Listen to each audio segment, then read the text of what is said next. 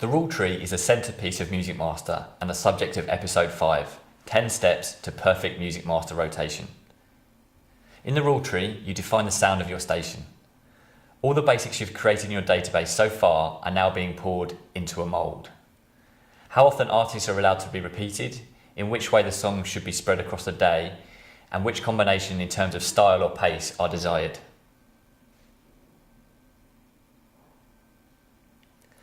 The icon for the rule tree is a flash in the toolbar.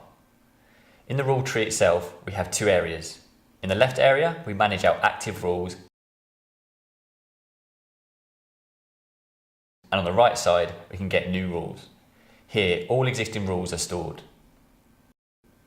The rules are managed and stored in folders. There is an area for all categories, but each category also has its own folder area.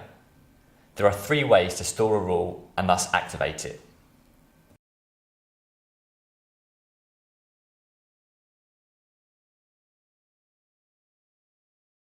MusicMaster creates a folder for unbreakable rules, a folder for breakable rules, and a folder for goals or objectives. It's quite easy to activate a rule.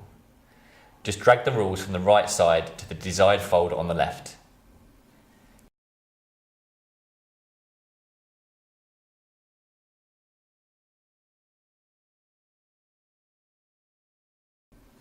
MusicMaster then asks you for an individual setting of the rule. In this case, we opt for an artist separation of 3 hours and 15 minutes. On the right side, the rules are grouped by field type or by application type, so you'll quickly find your way.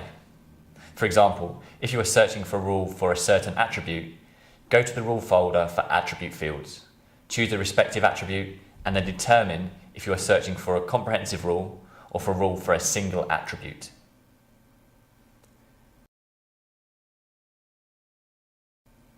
Particularly important are also the song history rules. Here, you can activate the rules for day parting and minimum rest, the time a song should pause until it's being played the next time. In the area of horizontal rules, you find all the rules which are responsible for a perfect distribution of your songs across your program. They make sure that songs do not always run at the same hours. Hardly any station makes the same music program for 24 hours. There are often special programs or parts of the day, like the morning show for example, which are supposed to sound different. If you do need rules which will be applied only to special occasions or times, you will find the so-called rule groups useful. You will find the rule groups among the specific rule tree elements. Rule groups are really nothing more than folders into which you can shift rules. For these folders, you can then define when the included rules are to be used. We take a rule group and drag it with the drag and drop to the desired location in the rule tree. MusicMaster asks us to give it a name. We can determine whether the rules in the group are applied only at a certain time. It's also possible to set a restriction on the basis of clock ID. In this case, the rules apply only if the clocks listed are in use. Additionally, you can also define whether the rules apply only to specific elements from specific categories.